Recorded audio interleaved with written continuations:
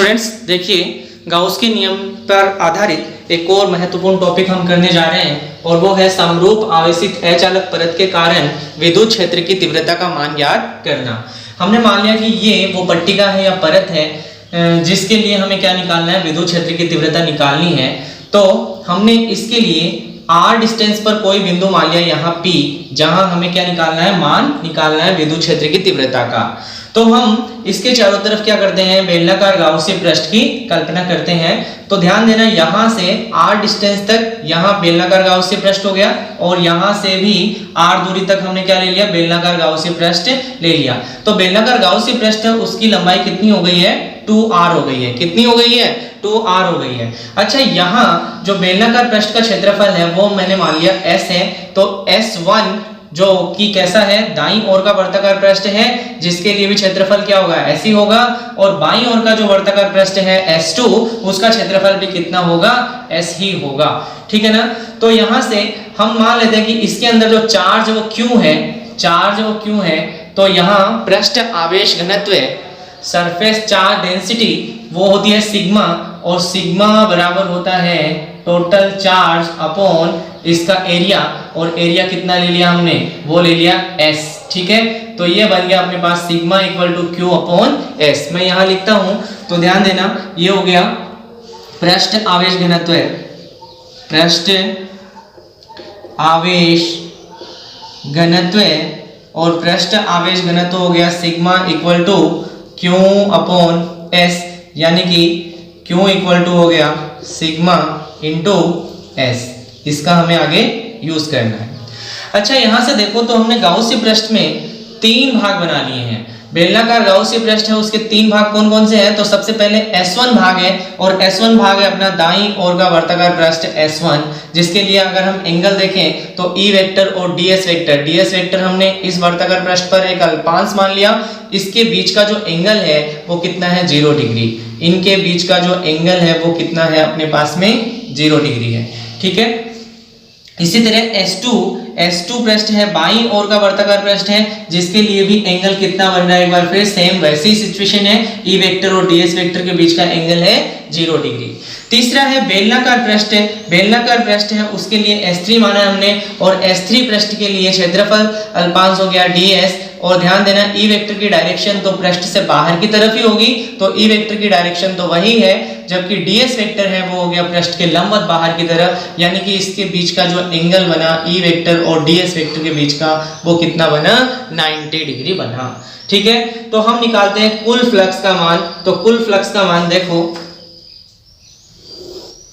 कुल निर्गत फ्लक्स इस बेलनाकार गाउसीय पृष्ठ से कुल निर्गत फ्लक्स हो जाएगा, कुल निर्गत फ्लक्स, और कुल निर्गत फ्लक्स हो गया phi equal to E vector dot DS vector. Integral कर देते हैं संपूर्ण पृष्ठ के लिए, बंद पृष्ठ है इसलिए समाकलन के बीच में 0 लगाएंगे। ठीक है ना, तो ये क्लोज इंटीग्रल हो गया। इसको एक बार फिर 3 भागों में तोड़ देते हैं हम, तो ये हो गया फाई इक्वल टू इंटीग्रल।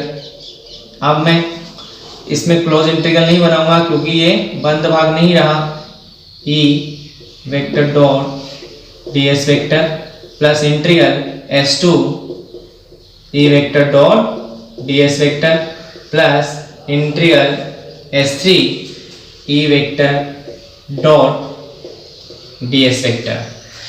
सभी के लिए एंगल रखते हैं, तो एंगल हमें मालूम है वो हो गया S1 E का मॉडुलस ds का मॉडुलस, और S1 के लिए है अपने पास 0, तो ये बन गया cos 0 प्लस S2, और वो हो गया E ds cos S2 के लिए भी 0 है। ठीक है, तो ये हो गया एक बार फिर 0 प्लस तीसरा है S3, और S3 के लिए हो गया E ds cos 90। ठीक है, S3 के लिए कितना है एंगल अपने पास में, 90 डिग्री। सबकी वैल्यू हम रखते हैं, तो cos 90 0 हो गया, cos 0 1, cos 0 1। देखो फाइनली क्या बचा, अपने पास में बचा फाई इक्वल टू, यहाँ से इलेक्ट्रिक फील्ड का कांस्टेंट है उसको बाहर निकाल दिया मैंने, तो ये हो गया E बाहर इंटीग्रल S1 ds प्लस यहाँ से E बाहर आ गया, और ये हो गया S2 ds एंड तीसरे के लिए cos 90 0, यानी कि टोटल 0 हो गया। अच्छा, अब हमें इंटीग्रल S1 और इंटीग्रल S2 के लिए मान चाहिए। तो देखो इंटीग्रल ऑफ S1 ds और इंटीग्रल S2 ds वो दोनों क्या है, वर्ताकार पृष्ठ का क्षेत्रफल है।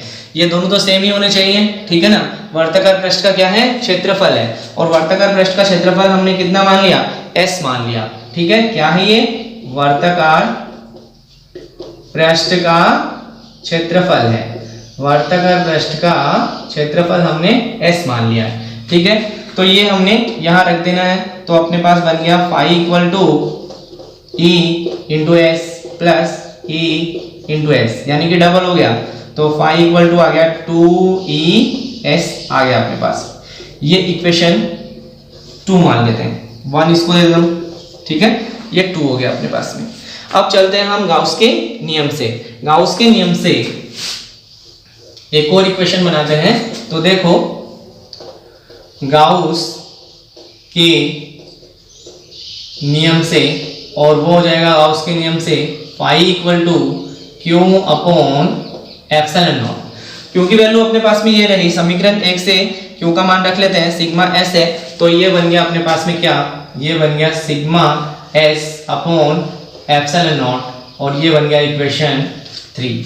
इक्वेशन 3 भी फाई का मान है और इक्वेशन 2 भी फाई का मान है। इसका मतलब उन दोनों की हमें कंपैरिजन करनी है। तो मैं लिखता हूं इक्वेशन 2 एंड 3 से, तो अपने पास वो बन गया क्या, ये बन गया 2ES equal to sigma S upon epsilon nought. तो S से S कैंसिल हो गया, S से तो S कैंसिल हो गया, बचा क्या, बचा E बराबर सिग्मा अपॉन 2 एप्सिलॉन नॉट। ये अपना फाइनल इक्वेशन है। 4 नंबर दे देता हूं। तो इलेक्ट्रिक फील्ड का मान कितना आ गया H चालक परत के लिए या पट्टिका के लिए, वो आ गया E equal to sigma upon 2 epsilon nought. इसमें फॉर्मूले में हम देख रहे हैं कहीं पे भी R नहीं आया, R नहीं आया, इसका मतलब इलेक्ट्रिक फील्ड है वो R पे, डिस्टेंस पे डिपेंड नहीं करती है। प्लेट के पास है वो इलेक्ट्रिक फील्ड है वो कांस्टेंट होती है। इसके लिए ग्राफ अगर हम देखें R के साथ, तो ये तो डिपेंड ही नहीं कर रहा है, ठीक है। R के साथ इसका कोई संबंध नहीं है। इसका मतलब हम लिख सकते हैं E proportional to R to power 0, ठीक है। R के ऊपर ये डिपेंड नहीं करेगा, ठीक है। R की पावर 0 लिखा मैंने।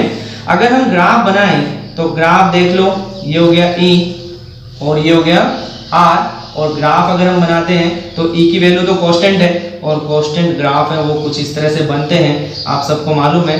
तो इन दोनों के बीच में ग्राफ है वो हमारे पास कुछ इस तरह से मिल जाएगा, ठीक है ना। Okay, thank you.